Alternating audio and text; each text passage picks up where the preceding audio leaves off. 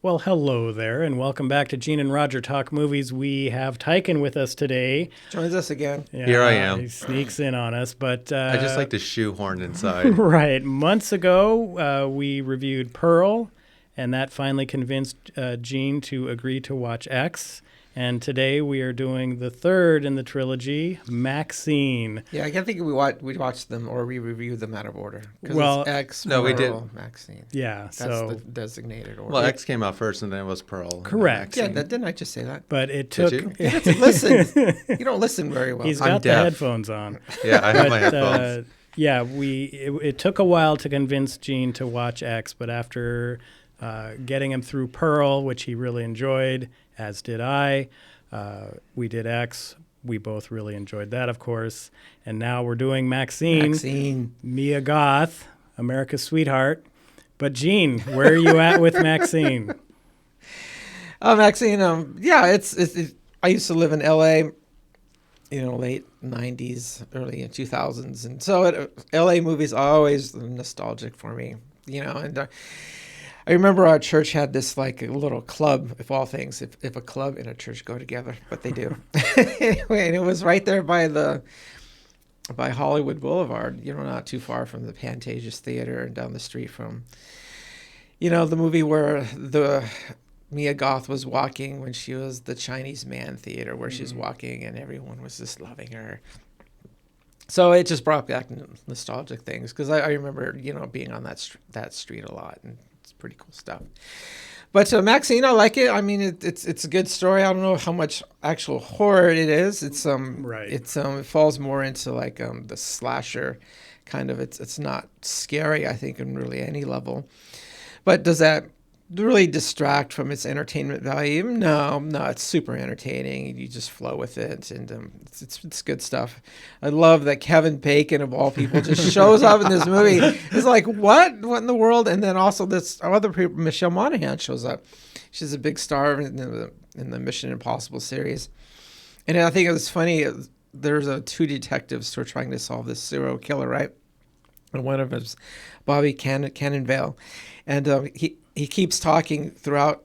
He's a LA detective, right? And he keeps talking. Well, I wanted to be an actor, but dude, you are an actor. You're right there. And so the whole movie is kind of like the backstage of the industry, the film industry. What kind of it's like. And in a way, that's a little bit of a horror movie unto itself. How it's all about ambition, and in a way, I kind of get the theme is that we all kind of live in our own reality, and you can kind of see that as like every person has their own agenda, if you will. Every person has their own reality. Certainly, Mia Goth, Maxxine, she has her own reality. The producer of her horror movie, remind me what that is real fast. The Puritan 2? The Puritan, Puritan 2, Part 2. I love it. She has her own agenda, her own reality, and the antagonists, they definitely have their own reality. Because there's a serial killer going on in L.A., and there's also a copycat serial killer. And so the copycat serial killer is the one we're kind of focused on. But the movie's, it's entertaining, it's fun. I definitely would recommend it. But I don't know, if horror, I'm not... Yeah, I'm not Right, so agreed. sure if I'm down on that horror. There's nothing scary or No, it's not scary at horrifying all. or anything like that. Tykan, where are you at with it? I also watched Pearl and X together, and I would say out of the three of them, Maxxine is definitely the weakest of the film. Agreed. I would say that it falls into the curse of threes, Jurassic Park 3, Maxxine. Anything with a 3 is just not going to be as good as its predecessors. Wait. There are notable exceptions to what you just said. I'm not stating that everything with 3 is bad, but let's submit it. Alien 3, come on. Everything with a 3. That's not even a movie. I don't know what. I don't know what. Yeah, you're right. That doesn't exist. Sorry. It doesn't exist to me. As far as this, the one things I really love about these films with Mia Goth is how stylistic it is. Yes. Right? It is still amazingly stylistic, and it holds up to the time period that's supposed to be stylized. Well, it was made that way. That whole sleazy, Sure. 80s LA, which is, yeah. And I definitely, the biggest problem I have with this film in comparison to the other two is that is that it's not very scary in comparison to X Right. and Pearl, where X and Pearl really had me in suspense throughout the whole movie, where I was like glued to my TV, just trying to figure out what's going to happen next. And it doesn't do that for me in Maxxxine. Maxxxine, I'd say, kind of suffers through tone deafness in comparison to Pearl and X, in my opinion. I think it's Wait, more what do you more mean? more focused on like a murder mystery. Kind Right. of thing. Right. Who's It's the a killer? thriller. Who's the It's a killer? thriller. Right. It's an action thriller, yeah. So, But what do you mean tone deaf? Can you explain that a little bit? well, if you look in comparison to Pearl and X, they both have a really good definition of what they want to be as far as a suspense and horror film, where Maxxxine is very much the opposite of that, where it wants to be more of an action film, kind of away from what it was before and its predecessors, which is why I say it's more tone deaf than both Pearl and X. Right. It's interesting because when I was watching Maxxxine, X and Pearl were filmed at the same time, right? Ty West kind of secretly was filming Pearl while he was filming X. So they're very closely related. Right. And Maxxxine now was, okay, now I'm going to create another whole story about this character, and I'm writing this script over the course of a year or whatever. And so it doesn't seem to have as much connection with the other two as I would have hoped.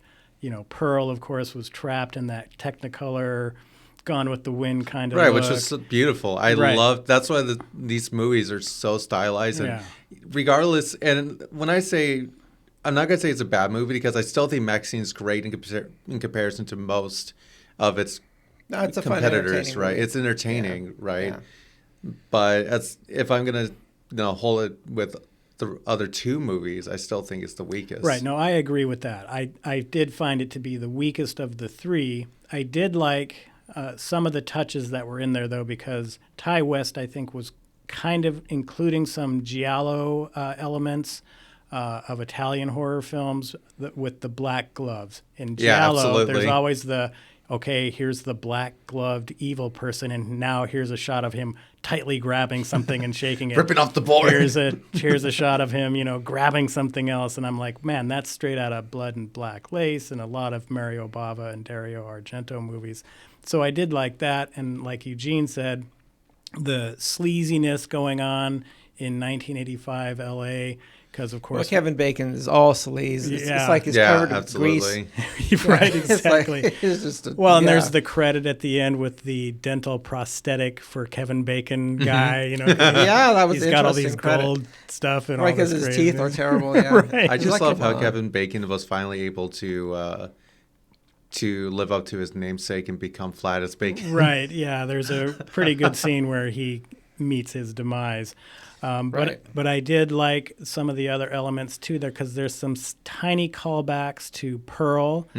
For example, Maxxxine is standing on the Hollywood Walk of Fame and she's standing on the Theda Bara star, which of course was the big poster that was outside the movie theater in Pearl. And so there's little kind of callbacks. I don't think you needed to have seen Pearl to really like this movie, but you definitely want to have seen X because of some of the key elements that occur later in this film. If you don't really know what X is and you're just coming X into and this movie kind of They tie come together. together. Pearl is Definitely. the prequel. Right. Pearl is great, and it's a good one to watch to understand X a little better, but you definitely want to see X before you see Maxxxine if you've not seen that. I absolutely agree. Yeah, actually, if you wanted to see them then in the movie chronological order, yeah, you would probably want to see Pearl first. Yeah, this would be one where I think Pearl you X. could. Yeah, I mean, Pearl is a great prequel. Prequels are impossible to do usually because you already know how it plays out, right? That's why, like Butch and Sundance, the early days, who cared about that movie? We already saw and really kind of why, the Star Wars prequels, why? We already know how everything plays out. Yeah, that's Lucas's ego. Right. But I think in this case, yeah, Pearl is a beautiful prequel because it takes on a character that you didn't know a lot about in X and really expands and actually makes X an even better film that Pearl exists. Absolutely agree with that. And so, again, though, Maxxxine, it's Mia Goth, who is just knocks it out of the park again. She is just great. She's great in horror films. She's in quite a few others, and I love her in this role.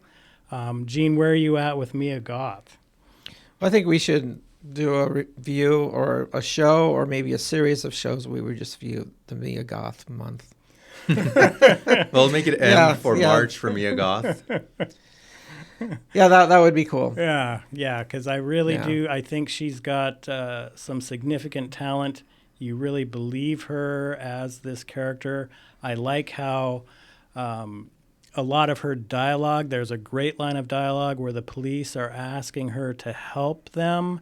And she basically says, these women victims, they need to help themselves. Yeah, because she did it herself, she too, had in done X. that in X, and early in this film, she does it in a very graphic way with somebody who was trying to stalk her a little bit. But it's set to the backdrop of course, the 80s. There's some stuff about the Night Stalker killer out there and things, and of course, that was a real and they thing actually that was used some really actual happening. L.A. news footage. Yeah, for and that. so it The really Satanic Panic. that was the hilarious part because, of course, Gene and I both lived through the whole Satanic Panic stuff and all that stuff. So it was hilarious to see that. And of course, as the movie plays out, that's really a key element of everything going on. But what did you think of kind of the gore that was going on in this movie? Beautiful. It was beautiful. It was pretty good. Nice and crunchy. It fits in with the kind of the sleaziness of that time period in LA, and it fits in with the whole element of the it's overlaid with the porn industry, and certainly the porn industry has a lot of gory kind of elements to itself, and so it fits well together. Yeah. And again, it's I don't know how people feel about gore and stuff, but it's scary. I guess that makes on the taglines in the movie theater, they call it horror, but the gore is what makes it. Right. Again, this is more of it's a murder mystery, right? Yeah. Because the idea is people that are close to Maxxxine knows are being targeted by some unknown entity. There's a scene early in the film that shows that maybe it's not just one person, because there's a scene where somebody has been captured, a girl, and two people are dragging this girl into this room, and then another person the black-gloved guy comes in. Yeah, there's the two LA detectives. They pretty soon, when they find the other bodies that have been marked with this symbol. Your little pentagram. Yeah, pentagram, thanks. Yeah, with this symbol, like they identify right away that this is like a copycat killer, and so we're dealing with another killer here, and not the Night Strangler person. Right. And they go on and they recognize that later, because right as they reach the climax of the movie, and the leader of this religious cult is killed. Of course, on this movie, we're just going to tell you what happens.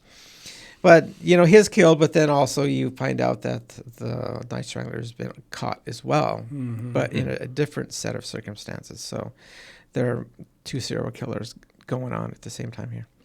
Yeah. And the one serial killer that has the religious overtones, again, it goes with my theme, is we all live in our own reality. This guy he wants to create some kind of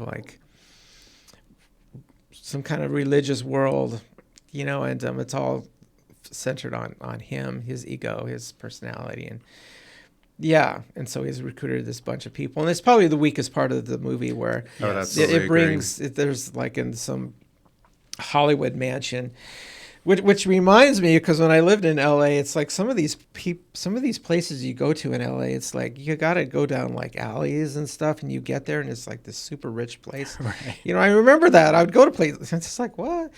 So it reminded me, then I'd go mountain biking up there all the time in those LA hills, and you'd look down in ravines and you'd see a car down there. It's like, what in the world is this? Yeah, there's a lot of history in that town. But yeah, that was definitely the weakest part of the movie, where it just gets into, it's almost a little bit silly, where there's, like, they tie Maxxxine to a palm tree, of course, and I thought they were going to burn her alive. That would have been much more epic. Because they were kind of foreshadowing that potentially happening. Because Maxxxine is the star now of the Puritan 2. But she watches the original Puritan, and at the end of that, the woman is burning. Yeah. But they were going to put a pentagram on her. Right. I mean, that's when I mentioned before, I feel like the movie got a little bit tone deaf, especially in the third act. Right. It goes completely off the rails. And when the copycat killer gets revealed to be the father, I kind of just stopped tuning in after that. There's some aspects about it that I did like. I mean, especially knowing the 80s was a big time for cults, like the anthill kill. Time for cults is right now, dude. Yeah. I mean, we were living in a cult, dude. I mean, we may be living in a cult, but it was more like the classic sense of the cult with the robes and more of the religious followers. Right. I certainly agree that the ending is probably not the best way to end this film. No. There is a way to have incorporated the father as being the killer. I just wish it hadn't been.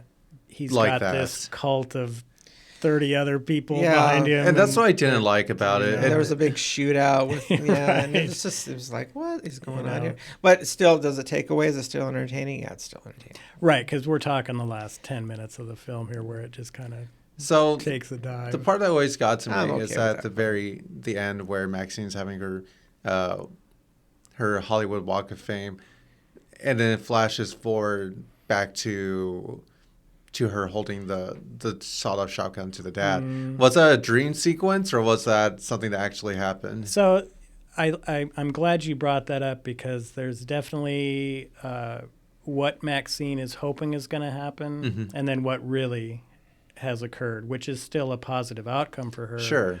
But she is kind of going back to the Pearl fantasies of being this famous, well-known person based off this Puritan too, because I love the one reporter who's like, "Are you just pleased to be in like the biggest movie of the year?" And it's this cheap little horror movie, and then it kind of flashes forward to here's the reality. Right. So that's what I interpreted too. That was more of a dream sequence Yeah. than it wasn't reality. Yeah. Which again, there's a lot of people that made their name in horror. Like again, Jamie Lee Curtis. Well, Kevin Bacon. What's the other guy? Pirates of the Caribbean. Well, Johnny Depp. Johnny Depp made his debut in horror too. Clint Eastwood. Do you remember what Clint Eastwood was in? No, I actually don't. Revenge of the Creature. Revenge of the Creature. Nice. So they're going way back. Well, and there is lines of dialogue in the film about horror is a way to get into the mainstream of acting, but there's also lines in there where Maxxine thinks that the transition from hardcore pornography actress to traditional filmmaking should be easier, and she doesn't quite understand that there's this stigma around that, to where none of them have really made it, because the one video store guy's like, "Oh yeah, like you'll be like the new Marilyn Chambers," and Marilyn Chambers never made it much beyond. Right. Like B movies for sure. Right. Yeah. Hollywood can be very unforgiving for sure. Right. When you're in the belly of the beast. Yeah. And it just shows that the movie industry has a lot of moving parts. Is that you getting successful roles doesn't mean that necessarily your next movie will be successful. Right. Because you got to have the producer, you got to have the directors, you got to have funding. You got to have the makeup people. It's a lot of different parts that got to come together for a successful film. Well, this movie kind of delves into that a little bit. Yeah. Oh, yeah. There's definitely an out to that, too. You can be Tommy Wiseau and make The Room and do all the funding and directing and producing and be a really bad movie and still make it in Hollywood. That's also another way you can go. Yeah, and another thing about, we were talking about horror movies, but horror movies are definitely an established part of the Hollywood scene. They're not going away. They're going to be with us forever. For this podcast, we'll always be right. There's always going to be something to talk about, because generally they don't cost so much, and it's a big observation that I think here on our show is that when producers, directors, blah blah blah, start putting a lot of special effects into your movie, especially horror, that movie's going to very much quickly decrease in quality, because horror, I think, doesn't lend itself well to special effects. So you got to, in a way, it's better if it's low budget, because you got to think more. It's got to be stronger personalities. It just works better with, it seems, the lower budget, because it just makes you think about what you're doing a little bit more. Because when movies rely on special effects, especially horror, you just lose it. Yeah. It just becomes silly. Right, and I think the low budget nature of horror because a lot of horror, it's here's a first-time director, this is your shot, and so Right. So that person is very involved they're and into it. engaged in. I want to make a really great movie, which is touched on in Maxxxine, where that is she Australian director or British I director? think she's British. European. But she's treating the Puritan too as like Her break. her Gone with the Wind, right? We're gonna make this movie so amazing, it's gonna knock people into the next century of how great this is, and it's a cheesy little B movie horror. But you know film, that right? that could work out though, Right, because and that's the within thing. inside culture, if Puritan 2 is recognized well, you know, by critics, and if it makes a little bit of money, that's enough to springboard you. Right. It needs to just develop a cult following. I mean, it's like we were talking about horror again. The way I see that successful horror movie is made is when you build up the suspense, but don't actually show the horror until it's actually necessary to show it. It's like, I mean, I always go back to Alien, the first Alien. They don't show the xenomorph. The xenomorph has like 10 minutes, maybe most at screen time for a 2-hour film. So what made that movie really, really good is the fact that they showed only the xenomorph at specific times and really raised the suspense of horror instead. Right, and we actually thoroughly dissected Alien in episode 2 of our podcast, so you can certainly dig way back into the archives and listen to our thoughts on that. But I think you're right. It's when you have the ability to be kind of trapped with your budget. Look, I would love to be able to do this really awesome thing, but that's too expensive. So I still want to do this really awesome thing, but now I have to find a different way to do it, which often will lead to, wow, my movie's a lot better because, you know, the shark not working in Jaws, right? Yeah. If we had Another great seen, if we example. had seen the shark all over the place, would Jaws be as effective as it is Right. now? Well, then it'll be Jaws 3, which Right. no one likes Yeah, Jaws yeah. 3. Well, if you see it in 3D, it's pretty cool. Oh, but boy. Yeah, and another thing I think really makes good effective horror is when it makes you, I kind of like this phrase. It's like really good horror should kind of mess you up a little bit. I agree. You know, it should like make you, you know, question your choices, you know, make you think about maybe, you know, it's just like it should, you know, like there's a movie, it's an A24, it comes at night. And I remember after watching this thing, I had to lay in my room and just be quiet for a little bit. And I just let my humanity come back to me because I just felt like so drained after that movie. And there are other movies that are like that. And, you know, I think like even this movie could have gone down that road, especially that porn element, because it's part of our culture that's secret and nobody talks about.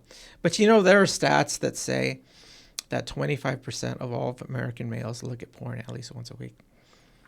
You know, so believe I would it. not It be could have surprised gone- if it was that. higher. it could have gone down that road, is that we are such flaming bitchin' hypocrites. Our culture just is crap, is that we pretend to be this thing and there's this big, huge, goddamn secret. Why Whoa. don't we just go down that road and explore that? This movie could have been, yeah.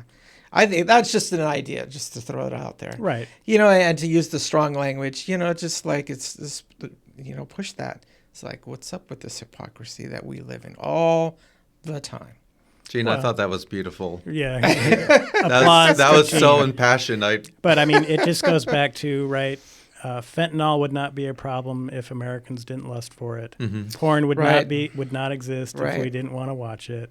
True. You know, and Right. so it's that if we consume it, it's going to be made available. Right. And I think it goes back to we all live in our own reality. And it's just like, you know, you're consuming fentanyl and, you know, then you're complaining about it. Right. Yeah, You know, like so- we're complaining about the Chinese, but then we go to Walmart because we You get love buy our cheap Chinese stuff. products. Because we love our cheap stuff. You know, it's like, I mean, that's just it's like, American in what the- general. We're what the a fuck? consumer. Get it together. You can't have one and the other. Gene, you're going to Pisses make me me do off. some editing. This is great. I love this. I will have to put an adults only warning on Yeah. this. This is because of 18 Gene's plus. language. But we're a little bit off, well, not really off track, but is there anything else we need to talk about with Maxxxine? How about we talk about the kills? I mean, the kills are still pretty good. We can go It's down gory. that There road. are Yeah. lots of great kills. Kevin Bacon it gets his end in a pretty interesting way. I did. I loved it. Yeah, Yeah, that he was pretty becomes cool. bacon. Well, and I loved the fact of, because basically what they do is Maxxine talks to her agent, and her agent is a little bit of a shady character, apparently. Which I love and him so- as an actor Love too. that guy. He's such a good actor. I did not expect him to be in this And film. that's what Maxine gives her power in this movie, and I think why other women are lacking Maxine's power, because Maxine somehow has developed a way to have allies. She has allies, and these allies help her out as she in her quest to become a star. And I think these other women, they're lacking in allies, and this guy is this. When it comes down and dirty, you want a guy be like there. that He's a on fixer. your side. He solves the yeah, problem he for solves the problem. Maxine herself as a character is a very good character, I would say. Oh, yeah, she has learned to take care of herself. It's like on a lot of internet Reddit page, they always talking about boss female characters and how female characters are written to be females. But Maxine, I think, it's a really good character, right? Not, just because she's a female, but because of how she was written. Right? Oh, yeah. No, I agree. Like, she's a strong female character. Like, I would put her still in the ranks of, like, Sigourney Weaver's Ripley or, different characters like that. Or Jamie Lee Curtis. I think the fact that we've got 2 movies to develop the Maxine character and understand her based off what we learned about her from X and what her goals were and her ability to survive, and then now putting her in this LA setting where you need to really use your survival instincts. You don't mess with. I mean, she can definitely is capable of handling herself. Yeah. I mean, the stilettos meets testicles was very Great. painful. Like Right. when I watched it, I was like, "Oh my god!" Yeah, there was an audible gasp from Tykan when what happens to that guy happens. Yeah, for a second I good. thought that was a serial killer, but I did too. Opportunistic. It's like, move no, there. sorry, I was just playing around. thought What? she You was want me gonna- to strip? Yeah, I thought she was going to blast him. everybody. I thought so too, but I thought the testicle crunch was better than Yeah, her ever It was shooting. better. Everybody's a tough guy until somebody pulls a gun, and then that guy just collapsed. And Becomes a straw man. yeah, well, and yeah, she put him in his place for sure. Yeah. So. Quite literally, actually. Mm-hmm. Yeah. But then again, it's like, what is she doing walking down a dark alley, in the middle of Hollywood? I mean, I think that's I mean, like the come on, expectation Hollywood's- too Hollywood's for definitely Hollywood got- movies. Go ahead, I'm sorry. No, I mean, with most horror movies, there's always that I'm going to go down a dark alleyway and the gate's going to be locked and the killer's going to kill me. But they kind of reverse the thinking of that, where it's no, actually, I'm going to step on your nuts this time. You're not going to kill me. Right. So I appreciate that version of it. Well, and I just think it just showed again the ruthlessness of her character when she is put in a life or death situation. What I I like am to- going to survive is what Yeah. the deal is with Maxine. What I do really like too is that, they're from X to Maxine. Maxine was supposed to be the new Pearl.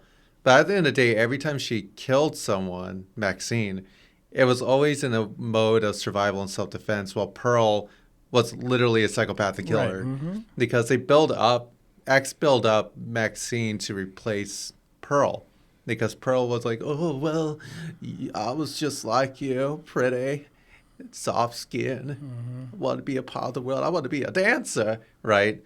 And the fact that Maxine did not become Pearl, I thought was even better because she became her own entity rather than become Oh, the sure. Pearl. Yeah, and I also liked the Pearl callback at the very beginning of the film where there's black absolutely. and white footage of Maxine trying to dance for her father. Absolutely. Which is kind of what Pearl's big deal was being a little I'm going to be a dancer. Right, yeah. Gene, anything more about No. Maxine? We've talked about it enough. Tykan, anything else to say about Maxine? I still think it's a really good movie. Yep. I definitely don't think it's as good as the other two, but it's Agreed. worth the watch. Yeah. Would I say... I think, in a way, I kind of don't like movies like better. It's Maxine's different. It's, I don't know. Well, I It's think kinda- comparing yeah. it with the trilogy, right? 'Cause I think that's fair. It's different, but it's part of this overall trilogy, and so I Yeah, think it's- saying it's the lesser of the 3 is an okay statement to make. Do I recommend seeing Maxine? Of course. Mia Yeah, we Goth have knocks to it out of call the park. it something different Because it's not horror. It's Yeah. that action adventure. right. yeah. Gene, With a lot of blood. What's the plan for next Well, I week? think we're gonna see I forget the Long Legs? leg. Thank you. We're gonna see Long Legs, right? Okay, that I will try to fit it in. I have visitors this week, and Oh. so we'll see. 'cause- Yes. Is that another M. Night Shyamalan, It's- The Visitors? No. You can do it.